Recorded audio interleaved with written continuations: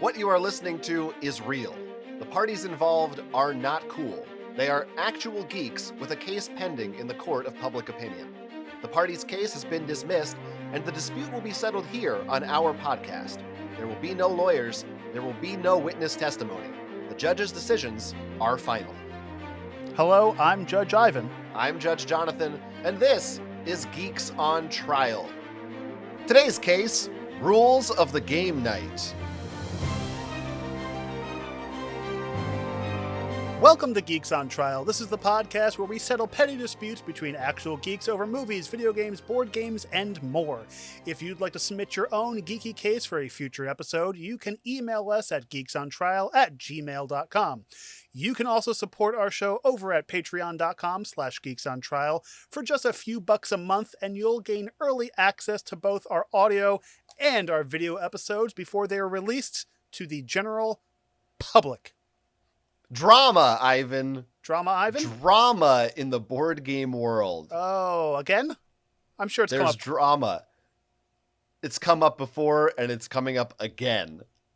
Before we get to today's main case, we kind of have a mini case that we need to settle and discuss that we're going to have as our intro this week. Mm-hmm. Did you ever notice we kind of go back and forth between referring to this week or today, or I don't know, it's confusing. Well, it's a side note, but that's a mental thing. Whenever I make videos, I try not to say today, tonight, this evening. Mm-hmm. I try to do this week, and it's we've done 2 videos in a week. I don't want to, but. Right. But we say today's case. Today's case this week. This week we have today's case. Right. Whenever you're listening to this, that's when it's today's case. Right. Anyway, let's get to today's pre-case. This has to do, as I said, with the world of board games, and it's a geeky controversy that's kind of from a small pocket of the internet that most of the normal world has no idea about. Right. But for a small subsection of board game enthusiasts, this is a very big controversy. Well, is it board game enthusiasts or board game watchers, content enjoyers? Yeah, I'm talking about a certain section of board game enthusiasts, the kind of people who are watching YouTube and who are going on boardgamegeek.com, and right. They're in the know. They're on the subreddit. They're talking about this stuff with people. Not Jeff and Susie who are playing Cards Against Humanity at the frat party. Who told you about Jeff and Susie? Well, they were in. See, that's what's going to spike the audio. That's true, but it's fine. It's fine. No, forget Jeff and Susie. We're going to talk about instead Jesse, who is the host of a board game YouTube channel called Quackalope, and if people are in the board game world, then you may not want to hear about this anymore. And if you're not, then you have no idea what we're talking about. So I am going to very briefly explain it. But essentially, a common practice in board game YouTube is for board game YouTubers to make videos for board game Kickstarters, yep. Previews, gameplay content, tutorials, things like that. And often those videos are paid. The publishers will pay the content creator to make those videos. In fact, that's often the biggest way that a board game content creator makes money on YouTube, is through those payments. And there's a whole big controversy because a few weeks ago it came to light that the publisher known as Into the Unknown, who publishes a game called Eon Trespass Odyssey, that game was on Kickstarter, and this channel called Quackalope made a bunch of videos without them asking for it. Quackalope then reached out to Into the Unknown, said, "Hey, we really didn't like your game. We had a lot of trouble learning the rules. It was confusing. We already filmed 8 videos about it. We're going to say it's bad." 8 videos. And but if you want to help us learn it, you can pay us $7,500 and we will make new videos. And that it's implied, I think, that those videos would be more positive because they would have they would spend more time learning the game. And have a little payola, if you will, a little greasing of the palms may be going on here. Now, I want to ask you a question because you and I have worked in the board game reviewing world for a couple of years in our past. True. What is a quackalope? A quackalope is like a jackalope, but it quacks. So it's a duckalope. Yeah, I suppose it's a duckalope. A duckalope. Well, that's his first mistake. Anyway, that is what we're really debating today. This episode is just about what's a quackalope. Well, I'll just say there's more nuance to this. The emails have been published. We'll put a link. You can find a summary on the Roll for Crit YouTube channel if you want to give them a plug. But there's a lot of emails and back and forths and nitty gritty details here. I'm not going to go into it. That's the broad overview of the situation. It's always about emails, isn't it? It's always about somebody sending emails to somebody, Yeah, it really is all about her emails, man. It's all about her emails all the time. And that's why I'm not voting for Quackalope. So let me get, okay. So first off, it's amazing to me that Quackalope made 8 videos for one board game. And I don't know why.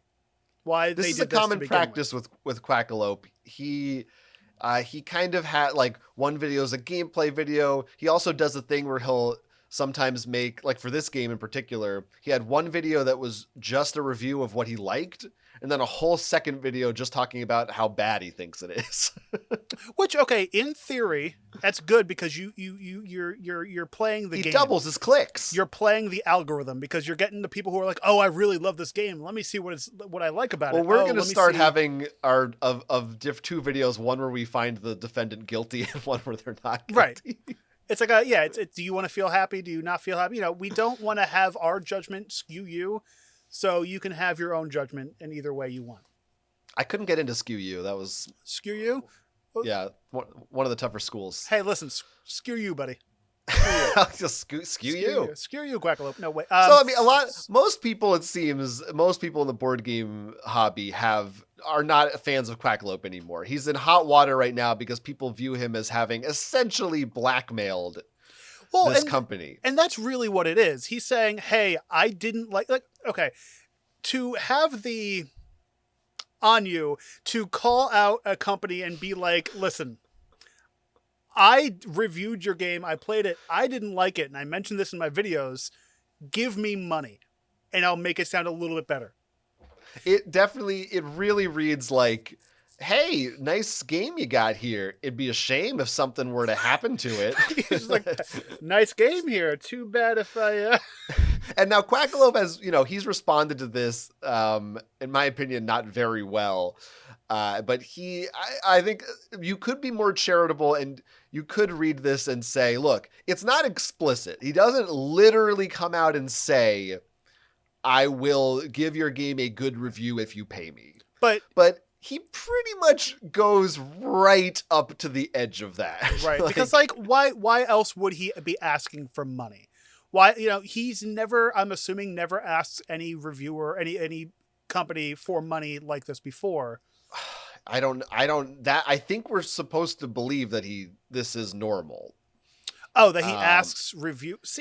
Whether the thing I think that's not normal is that he filmed a bunch of videos beforehand. Okay. But I think he has said that he would generally go to people and say, here's my rate. I'm going to do a bunch of videos for you. Maybe the part that I am not sure about, and some people maybe question, even if this is true, is, or at least the part that seems strange to me, is just doing all this work up front of putting hours into playing and editing videos and then saying, if you just pay me a bunch, I'll scratch all that, though. Well, even if there's no untoward illicit behavior here, that's a strange thing to do. And what's he going to do if they don't pay him the money? Just put out the bad review? That's what he did. That is what he did. Because of course you and I make a board game and some YouTuber's like, hey, I'm going to put out a bad review of this game. What are you going to do? Of course we're going to be like, screw you. Just put out whatever review, because in the grand scheme of things, Quackalope only has 40,000 subscribers. Sure, he is fairly popular, but that's really only 40,000 eyes that are going to see this, plus or minus. I don't know how much his videos do. So it's not like this is a big company. It's not like this is like a Dice Tower, or if this is like a cable network. Yeah, it is still for the board game hobby. Right. It's not nothing. That's decent numbers. Yeah, for board game YouTube. Right. And the second I heard about this, like you and I both review things that aren't board games. We both, have reviewed food things and made review videos in our time. The second somebody's like, "Oh, I'm going to pay you to review this," I'd be like, "No, thank you." Or like, "Okay, fine, you can give me money to review it, but I'm not going to guarantee you that it's going to be like." Even I've had people send me snacks, and I'll tell them right off the bat, like, "Yeah, great, you're sending me a case of whatever. It might not get the review that you're hoping for, but it might. I'm going to give you this review, Yeah, this is definitely a larger discussion that we're not going to squeeze into this intro segment, but like there has been in the past, especially in board game circles, a lot of discussion about what should content creators get paid, who should pay them. It's a tricky thing, especially in board games, because, for instance, if you go to movies or video games, they have evolved to the point where typically the way it works is movie critic works for website. Right. Website pays movie critic. Right. Board games are still in the world of board game publisher pays board game critic. Board games aren't big enough really right now to have a network that like supports them. Right. They kind of have to get their money directly from the person. And I think it's totally valid to say, yeah, maybe you can't fully take seriously those reviews if there's money exchanged. Right.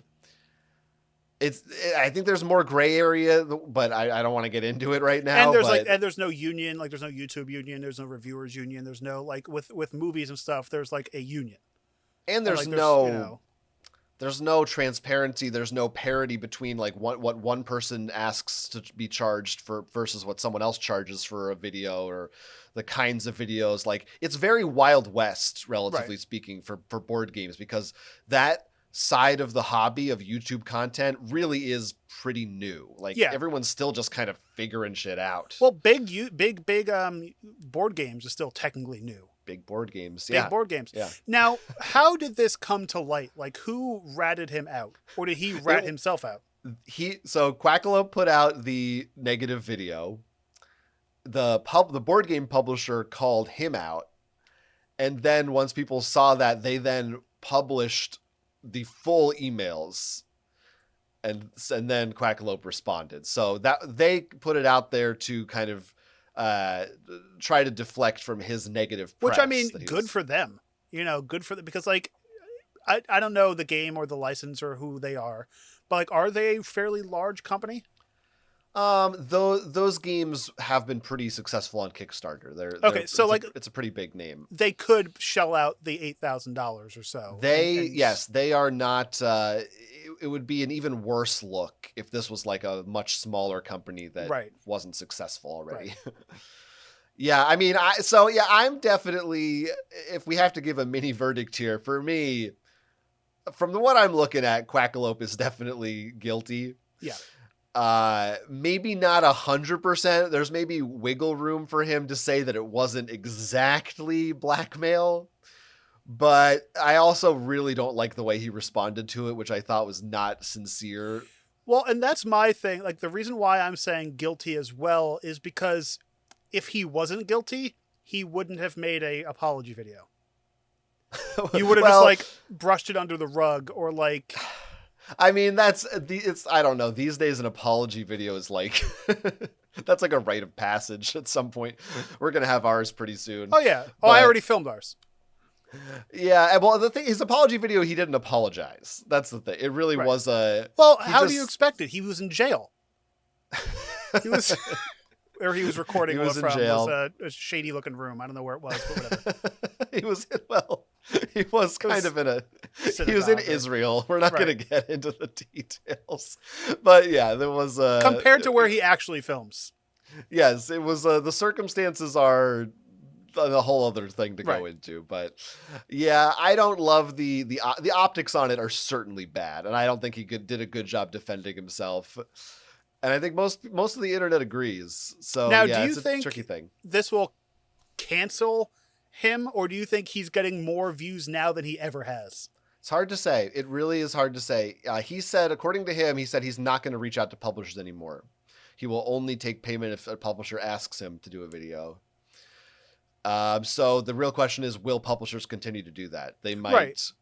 And it's hard to say because there's a good chance that the people who look at board game Kickstarters, that's still a large percentage of them, will have no idea about any of this stuff. Right. Because you're right in the beginning. They don't know. It was it's a weird segment of the board game YouTuber community. That's a crossover. That's weird. And they might start getting flack from even if it's a vocal minority. The publisher doesn't want to see their comments section start getting filled up with people saying, "Oh, I don't like that you're partnering with Quackalope. He's bad news." And also, YouTube might also step in and like demonetize that video, or I don't know how much they care about this on the grand scheme of the YouTubeverse. If they're going to like say anything or be like, "Hey, this isn't the best thing in the world to do," or whatever, but they're not going to do anything. And neither is Kickstarter. I mean, they have nothing to do with it, really. Because Kickstarter and YouTube basically have no idea who this guy is. Right. That's the thing. It's two small potatoes. He's a very big fish in a very small pond. Right. And not even the biggest fish in that pond, but no. It is a very interesting growing pain point that I think it could be relatively small, but in the scheme of the growing pains of the board game hobby, this could be a significant ripple. Right. I don't know how many metaphors I'm mixing right now. Give me two more. That eventually the camel's back may fall. Well, down. He tried, folks. And if you can submit us some money and he can redo those, we can give us money and we'll redo this video with more. With more. Yeah. There's a whole debate we could have about board game content ethics and things like that, but we don't have time for it but it's a fascinating subject. If people have thoughts, and I know they do, leave comments about the Quackalopes, whatever you think about it. But do have to get to how many Quackalopes are there? Well, it takes 3 or 4 to screw in a light bulb. Okay. Now, we do have to get to today's case, but it is also related to board games. So we are going to stay in the world of board games, but we're going to get away from the messy nature of money and financial morality and strictly get back to the social aspect of things. Right. So today's case comes to us from the internet. You can find a link in our episode description. What? Our defendant today is Anton. Anton is a board gamer who plays board games and has a board game night with a board game group. Oh. Go figure. And you know what is not the most fun part of board games, always necessarily, is reading and learning the rules. However, repeatedly, Anton has been asked by a specific couple of friends if he could learn the rules to one of their games in order to prepare it and teach it for an upcoming game night. Mm-hmm. And they have asked this to other members of the game group as well. Other members have said yes in the past and continue to say yes. Anton himself has agreed to do it once for a lighter game. But finally, they ask and he says, no, I'm not going to do it this time. Stands up for himself. And he says that it's the responsibility of the gamer bringing the game to the game night to do their homework and prep and research and teach the game. To which, of course, those friends are not thrilled about this response. As dual judges here on Geeks on Trial, it's now our job to determine whether Anton should pass on that baton or if the burden to read on is on him. So that was kind of a summary, but there's more to dissect here. Uh-huh. Come back to me now. Now. There's more to dissect here about this case. Right. The learning and reading of rules at a game night, and I don't know if the way that I said it almost sounded fairly innocuous that, they want him to learn the rules. What's the big controversy here? Right. Maybe there is one and maybe there isn't. We're going to get into that. But I think we start off broadly. Yeah. Learning rules to board games is probably the worst part of board games. Because one, it's a lot of prep that you don't, you just want to dive into the game. You want to play it. You want to know all the rules beforehand. but you need to learn how to play the game. And you also need to be someone who knows how to teach these rules. That's not, being a teacher, being a reader for people isn't in everyone's wheelhouse, but it's just part of learning a game. It's just like a video game. You need to get through the demos and teachings and stuff to learn how to play it. And also, a lot of times, rule books aren't well written. So you have to be someone who knows how to decipher what people actually mean and know how to do these things. Because, we don't know what kind of game this is. This could be like a Exploding Kittens, where it's like a one pamphlet rule book, or it could be like a Battlestar Galactica, a game we play often, that at this point now we have 9 rule books for every expansion, and we had to do some a PDF that has them all into it, and it's an issue sometimes to get through these rules, Yeah, reading it can be a challenge. Reading, it's hard. Right, reading is difficult, especially when it comes to board game rule books. Now, some people really like reading rules and teaching rules. You? I don't know that I really like it. There can be a joy if I'm excited about a game in setting up a game in my when I'm trying to go through something beforehand. I will set it all up, put the pieces out, read the rules, play a few mock turns. I have definitely enjoyed that in the past. I will say that for me personally, that has gotten less enjoyable as time has gone on. Right. Unless I'm really excited for a game and really looking forward to it, there comes a point where it's like, this is just a hole. I've done this. Well, it's because the older you get, the less time you have on this earth, and you're like, I don't want to have time just spend. You don't know when death is coming to your door and going to knock on it. You don't want to spend your final days reading a rule book, and it's just And another side issue that comes up frequently in our gaming group is reading a rule book, and then that weekend comes and you don't play that game. And then another week goes by, and another week goes by, and then somebody goes, "Oh, let's play this game." And then I'm going, I no longer remember how to play that. I spent an hour learning it, and now I can't. And another thing is, learning a game versus teaching a game is a very different skill. Well, and that, we've gone to gaming conventions for fun and for work, and that is a job that, they hire people to do, or they get volunteers to every hour they teach a new set of people how to play a game. That seems like a nightmare to me. There's an art to it. Yeah, no, they really have to. It's because it's about getting information across in a brief but concise and clear way. Right. And also being able to answer questions. Right. So, also not talk down to people. You have to right. make it on everyone's level. Okay, has this person, maybe this is their first board game. This person, they've played board games tons of times. You have to kind of read the room while you're doing the rules. Well, and also, you know what else nobody really likes to do is to be taught a board game. I mean, having been on both ends, I sympathize with both sides, because teaching rules can be very frustrating, because if people aren't paying attention, or they are talking, or something comes up, or they interrupt and ask a question that you're going to explain later, and sometimes you're like, I'm going to get to that. Just let me explain.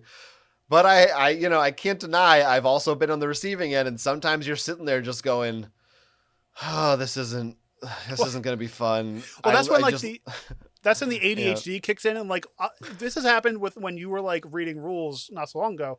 You're reading it. I'm in my head. I'm like, okay, come on, we get the okay roll. Okay, come. You need to speak faster. And sometimes you've got to just be like, look, I just got to sit there. And the truth is, everybody learns differently. Right. For me, a lot of times it's I know that I'm not going to really know how to play this game until I just play a couple rounds. Yeah, I'm a hands-on learner. The thing that's I think what's great about conventions a lot of times is because they don't have time to read you the whole rules. They will just be like, all right, turn one, do this and this and this. Sometimes that's the best way. But sometimes that's not. I feel like this is a common complaint amongst board gamers is when someone will just say, "Yeah, let's just start. Let's just jump into it and we'll just learn as we play." And sometimes that's good. The problem with that is when people then have 500 questions to ask every 5 minutes, and you're like, "Look, just if we had just learned it." Well, and that's the issue too, because like, I'm one of these people who is like, I'm going to hear the rules, I'm going to see the first round, but I'm going to ask questions. Like for the first 2 rounds, I'm going to question stuff. And like, if you don't hear those rules to begin with, or you don't have the rule book on the table, then that hour playtime goes into 3 hours. Like if you don't listen to the rules to begin with, that's going to extend. And I don't feel like we've ever done that. That we just said, okay, let's just start playing. No, unless it was like a Flux or something like an easy game like that. I can give actually a recent example where we kind of did this. Okay. Was a recent game night. It was myself and 2 or 3 other people at the table. Look at you. I know, right? And we were playing the game. It's the new edition of Descent, which I don't think you've played. Probably not. And so, but you remember the second edition of Descent? It's a dungeon crawler game where you're fighting goblins and stuff. You're just descending. rolling dice. Yep. Now this new version of the game uses an heavy app usage. Mm-hmm. So a lot of the things you do, like regarding attacking, you take a phone and you click what you want to do and it tells you what happens. And we played the first mission is almost a tutorial in itself. So it's not like mozzarella sticks or chicken wings? Not that kind of app? No, you can have those too, but it's not a prerequisite the way that the digital application is. But I see where the confusion came in. I thought this was a TGI Fridays game. I'm sorry. I was confused. Yeah, no, that's Descent Chili's edition. Okay. And we were in a situation where 3 of us had played this game before like a year ago, and 1 person was brand new to it. But we thought the game was like, the mechanics were straightforward enough and the app would help enough that we could kind of just walk them through it and say, now you can move here and roll some dice. And that kind of worked. But that's not something I would do for most groups. Like that's a specific situation that isn't common. And have they played the second edition before? No, I don't think they had. But like, they played enough board games that they can kind of get the gist of it. It's like, this is one of those games where it's like, look, this is how much you can move, and then you roll a die to hit something. You know what I mean? Like, you can kind of glean if you've played enough games. Now, I could see where it can get annoying more so, because you mentioned, okay, the 2 of us have played this game, the third person hasn't.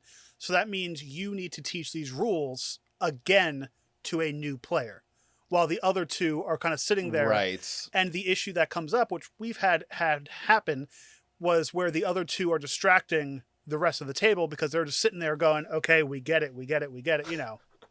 Right, yeah. Or it can be just, even for the rules teacher, I feel like this happens all the time where of course there's like 1 person different somehow in each group, so not everyone has played the same game, so no matter what, you have to re-explain stuff. Right. Or it's like, we haven't played this game in a month, so we need to brush up on the rules, which ends up turning into we're going to read the entire rulebook again.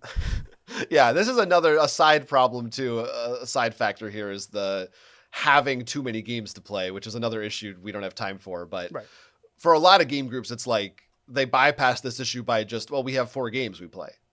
Which is always another, a side to your side. It's always amazing to me that when people are like, I only play 4 games. And I'm like, what does that mean?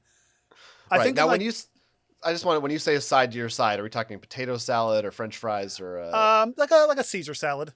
Okay, we are talking about like a Caesar salad. Like a lighter salad, yeah, side to your side. So you have it on the side of the side of the side. You know when you go to a New Jersey diner and they give you the main? I do. And they give you 4 other plates? This is a plate on the side Coleslaw, pickles. Right. French toast. Okay. Yeah. Go on with your story. So like, I think I forgot most of it now. But so like when you're doing that and you're trying to... I forgot where I was going with this. Oh, well. We were talking about how when you're learning games and you have a side to your side. Right. Too many games that when you have a new game every week versus playing the same It's always amazing to me because we've played like, let's say we've been doing game nights for 10 years. We've probably played like 1,000 games at this point. Where people are like, oh yeah, we've played 4. And we come back and we play the same game every night. It just... Yeah. It boggles my mind. In some ways, I'm like jealous of those people. Right. In some ways, I don't understand it. Now I'm gonna repeat my joke because you missed it. I said it boggles my mind. Okay, that was very subtle. Mm-hmm. but now that I hear it, it's scrabbling my mind. I'm going bananas, Graham, for that joke. You are just taking the monopoly on this conversation. I think we're in trouble. You're right, and I'm sorry. So now let me ask you this question. This is an Uno question for a second. What do you think about people video game video, like learning via a video?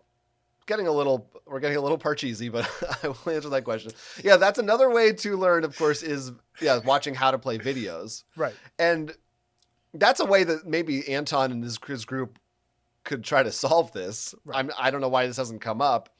Is you get people to watch a video, and often and we're doing some tangents this episode because whatever. There's a lot to discuss about rules in general that I think is worth discussing. The pros and cons of watching a video versus having someone teach it to you. Less work. Nobody has to put in the effort. Right. But one person hasn't actually read the rules, so if something does come up that's a conflict or a misunderstanding, then you don't have someone you can turn to. I also find that with a video, they're usually, a lot of them tend to be longer. Right. Yeah, because because especially for videos, you try to add a little flair to it, a little whatever. Where like if you are reading me rules, you can skip out some flavor text. You can skip out some things. And me personally, I never like learning from a video for a game. When someone who's standing there can like hold up the piece, be like, okay, we're doing this. It's this part of the board. It's this. Because then you have a real life person to ask questions. Yeah. Yeah. So yeah, I prefer learning in person, but sometimes what's actually really good, but the problem is this is just asking a lot of people, is if you said, hey, this weekend we're playing this game, here's a video. If everybody wants to just check it out at your own pace. Right. And that way, going into the game night, everybody has something in their mind, an idea of the game, without having to all sit there and watch a 30-minute I video. Like that better because I thought you were going to say, here, I'm going to send everyone the PDF of the... No, yeah, I would never. And I would never, like, if you would have sent me the PDF of a game file, of game instructions, I would just be like, nah. Sorry. Now, what if someone asked you to read the rules for a game? What if someone brought a game to you and said, "Hey, I just bought this. Can you learn how to play it for me and teach it next week?" Me? So you're basically asking me for my like frank? I would say no. What would you do in this situation? Me? Like if you came to my house and you're like, "Hey, I have this game. Can you play it?" Or can you, teach me the rules? I'd be like, why don't we could, take the rules out. We can go through it together. Yeah. Now, there is a situation where if this was like a cousin or, a friend who isn't a big gamer. Yeah. And they're like, I just bought Wingspan. Do you know anything? I know you like board games. So is there a way you could teach this to me? Right. Then I would be very happy to do it. Well, because also you're teaching them how to do rule books. Because you could be like, okay, basically we're skipping over this part. We don't need to do that. Like, and show them an order. And like, you're teaching them how to teach themselves. Sure, maybe. You could, I guess. But in this case, Anton says these are regular members of the game group. Right. So these are people who show up every week or so and like have and frequently said, hey, learn this game. Hey, learn this game. Like basically coming over, Daddy, I bought a new game. Can you teach me it? I can't put myself in those people's shoes in terms of like, for me, it's almost, even if I don't it's not the most exciting thing in the world to learn the rules to a game and have to teach it. part of me feels when I buy a game, I kind of feel ownership over it. Right. And I kind of want to be the person who knows the most about that game. And also, like, if you're buying this game and it's a game that you bought, unless you bought it right before you drove to this person's house, I'm opening this game and taking out all the parts before anybody else gets their mitts on it. Like, Right. I want to see the book. I want to see the rule. I want to read the rule book because that's part of ownership. Like, you're enjoying it. It's like opening up. That's like part a of the fun. It's like opening up a DVD and getting that whiff of toxic plastic. Like, you want to get that smell. Now, I can say I have done this. I am guilty of this because, like, I've bought a new game and, like, I'm going through it and there's other stuff going on. And you or our other friend who hosts game nights are kind of like looking over it. I'm like, here, you can just teach it if you want to. Not in like that's not like a douchebag thing to say, but like. But can you think of a specific instance? It might have been some kind of party game. Like, let's say just the Blockbuster game. Like, my guess is whatever this was with was a light game. I'm pretty sure it might have been the Blockbuster game. And like, you had questions and you guys are more so the heavier gamers that you know, like, where to search for stuff. So I said, I just gave you the rule book. Yeah. And that seems like, in that situation, I think that's a different. And it's not like I was like unwilling to learn it. Like, I read it before I got to the house, but like explaining it to you guys and then the questions you had, I'm like, here, it might just be easier if you looked at this pamphlet. Yeah. It is a different art. And if you haven't done it as much. Right. I mean, I think that's fair. But I would never like go to a game night and buy like a major, like a Gloomhaven, and be like, I bought this. Here you guys go. Because at that point, like, just give you guys the game.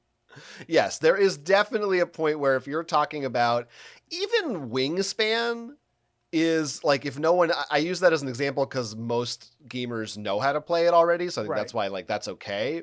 But that I feel like is the cutoff of complexity where if you're just asking someone to learn that for you, like, Wingspan isn't the most complicated game, but it's complicated enough that it's not like you got to put in a little time to figure it out. You got to know your stuff. You got to know your rules. You're asking someone to dedicate at least an hour of their time to figuring this out. Maybe more if they're really like looking at videos and really want to learn how to teach it well and stuff like that. Now, let me be devil's avocado here. Now, let's say we don't know, as with many of our cases, it's being written and told to us by the person who is having the problem. We don't know if you go to somebody's house and they are the rule reader. They read the rules and they're going to be like, oh, can you hurry up? Oh, I have questions about that. And they're going to take the book. At that point, if you're a regular at that game night, you just go, here, just take the book. Maybe. I don't think that's the case in this case, but there could be such a thing as someone who is not a good sport of learning rules and is more like, they get uptight about, or they're like that alpha gamer who is like, oh, I know I can min max the rules and tell you how to do this better. They want to be in charge. But then I could also see that same kind of person being like, you're making me read these rules. You know what I'm saying? Like, yeah, right. They're not happy either way. They just want something to complain about. But also in this case, these people have asked multiple other members apparently to learn rules for them. Yeah. So they're not even like, oh, you're the leader of game night. They're like passing it around like, hey, can you learn it this week? Right. Can you learn this week? I don't want to learn these. Can you do it for me? And Anton also says there's been at least one instance where they've showed up, nobody learned the rules, and they just put the game on the table and say, let's figure this out. And that's another ball of wax that I'm ashamed to say has happened to us. I try very hard not to come into this situation because I do think it's usually bad. There is like, and sometimes it's just, we've done it, and I've done it before where I have read a rule book and learned a game fresh out loud with people at the same time, which and that works never as good. That works for party games and like I said, like the Cards Against Humanities or the sure party games. Yes, but yeah, there comes a level where there's a big difference between teaching a game you know how to play and just reading a rule book to people. Yeah, because reading is not teaching. Make that a more thing. But if you're just going in front of the classroom or going in front of people reading from a textbook, I could read that goddamn textbook. I could read that book by myself. But if you own the game, I do think it is your responsibility to be the teacher, the knower, the question taker. Yeah. Yeah. I mean, ultimately, it definitely is. Now, is it wrong to ask someone else to do it for you? I honestly find the whole idea behind this hard for me to relate to, because I just don't understand. I can understand if maybe 1 week you were like, it's been, if you were like, hey, I was busy this week, I really want to play this, I don't know, I'll just let people know I have it. If anybody has played it before, or if anyone has knowledge or feels like learning the rules, go ahead. Well, and that's the other thing too, because like, there's so many other games that we would want to play where it's like, okay, why don't we set that for next week? Right. We'll come back to that. And like, if like I said, if I was hosting game night and this happened, I'd be like, sure, if it's a quick game, let's all learn it together. Like, I would kind of pawn it off on everyone, but make the game owner kind of hold the book. Like, be like, here, you need to do this. This is not your punishment, but this is your, this is what you need to do. Sometimes we'll do, if depending on how much time we have, we'll say, I'm going to sit here and learn the rules to this while you guys play another game. And when you're finished, I'll be able to teach it. Because like, when we've had game nights where there's like between 10 and 15 people where you can like split off and do that kind of thing. Like, we're playing a big game, you're in the corner reading by yourself and being alone. But definitely in an ideal situation, and I think the only reason I don't do this more is, again, it's an issue of too many games to play, is like when I really want to get into it and I'm like excited about a game and want to play it with people, I will in my head even go through like, okay, like I'll do a mock. I might actually talk to myself out loud and practice and be like, okay, so I want to nail first. Here's the setup. Here's how you win. On your turn, you do A, B, and C. And then this happens, and like make sure it actually flows well when you say it out loud, because sometimes you think you understand a game in your head, and then when you actually get to the table and start trying to explain it, you're stuttering, and it's like, wait, which part of the rule book was that in? And by doing that, it's better because you can go online and search like, okay, I know this is worded weirdly. Let me go online and see what they actually meant. Let me see.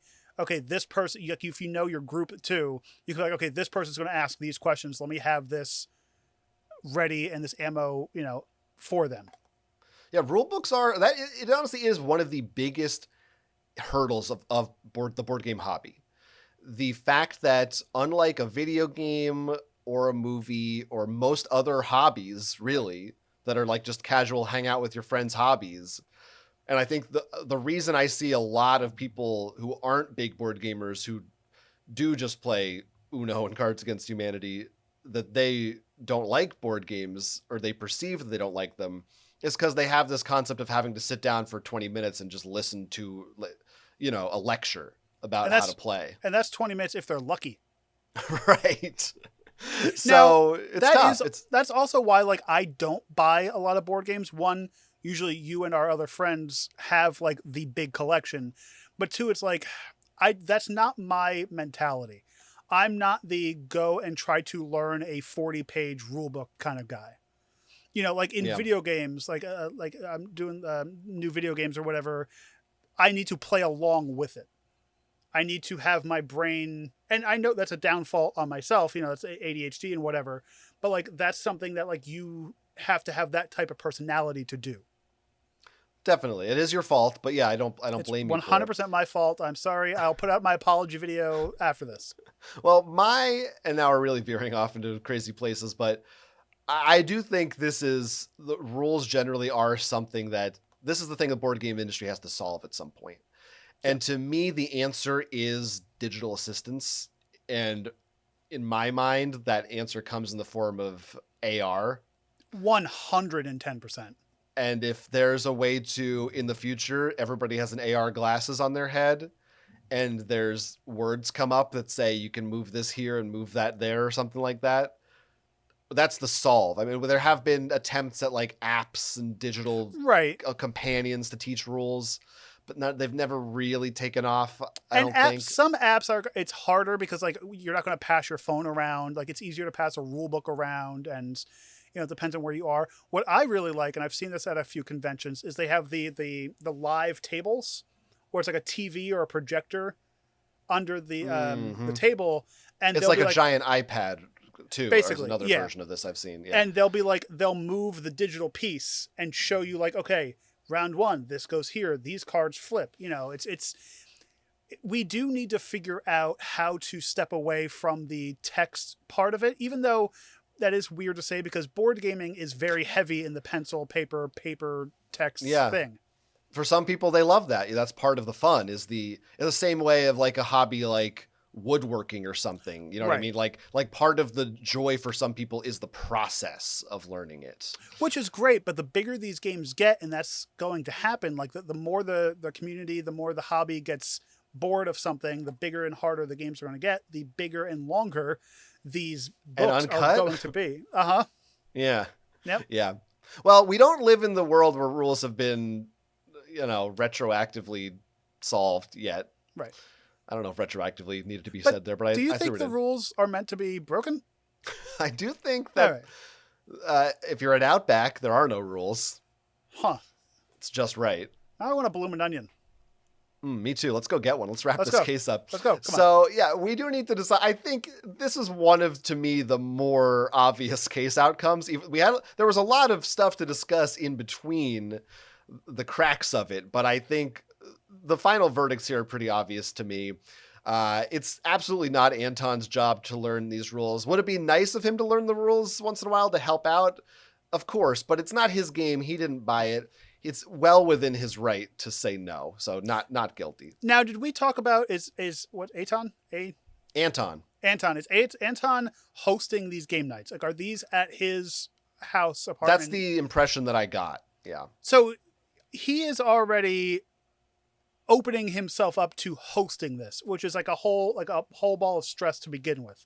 You got to make sure stuff is ready. People are over. You have chairs, food, bathroom. You have to make sure those things, chairs, food, bathroom. That's game. Oh, I forgot the bathroom again. I forgot the bathroom. I lost the key. God no wonder people stopped coming. They're just using the hallway now. I just turned off bathroom. I turned off bathroom in the settings. It was like Sims. I forgot to just put the toilet in there. I deleted the door and people walk in and go,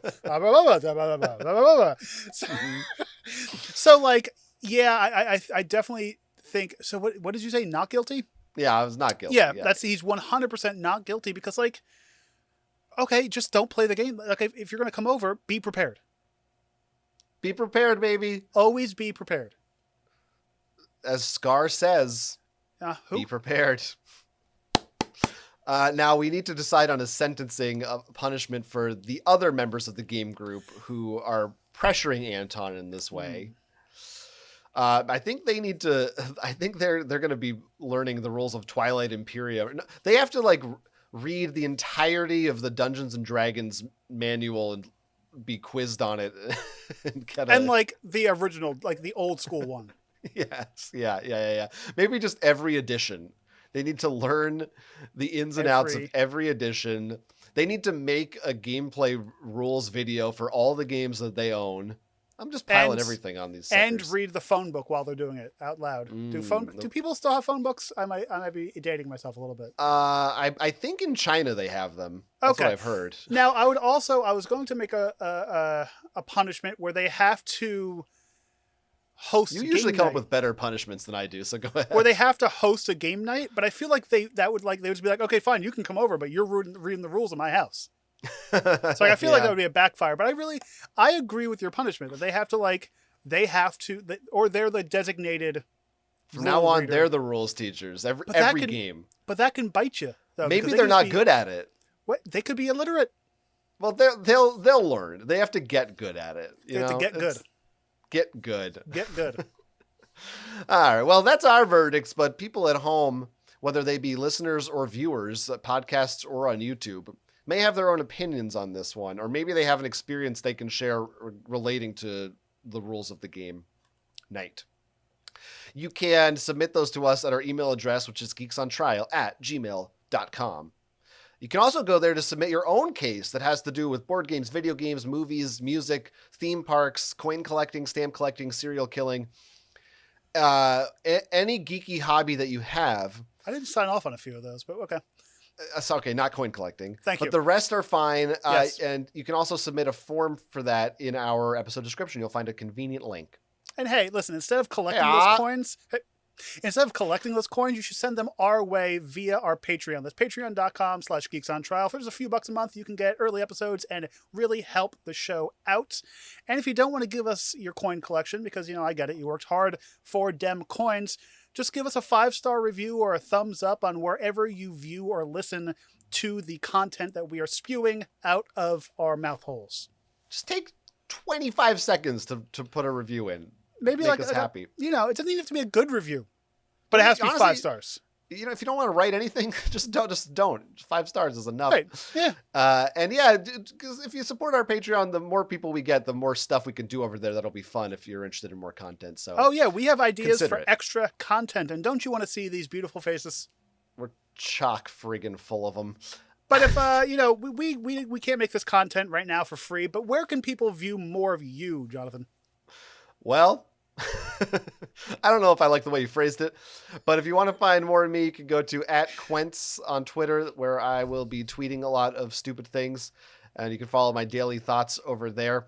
Or you can go to my personal website, which is jonathanestis.com. I got stuff over there like my newsletter you can subscribe to, where I recently posted a newsletter talking about this show and a little bit of behind the scenes on there sometimes. So maybe that's something you want to check out. And you can head on over to my website. It's ivanhan.com, where you can see a lot of my photography, my videos, and possibly the ideas of a upcoming photo book that I'm working on right now. So head on over to ivanhan.com for all that info. Is it not ivanarhan.com? I have both. Oh, nice. So ivanarhan.com or ivanhan.com. All right. I don't have my middle initials, so somebody can take that from me. It was free. Hey. They're like, do you want a second website? I'm like, free. All right. Thank you, GoDaddy. Thank you, GoDaddy, and thank you, listeners and viewers. I'm Jonathan Estes. I'm Ivan Hahn, and thanks for consuming.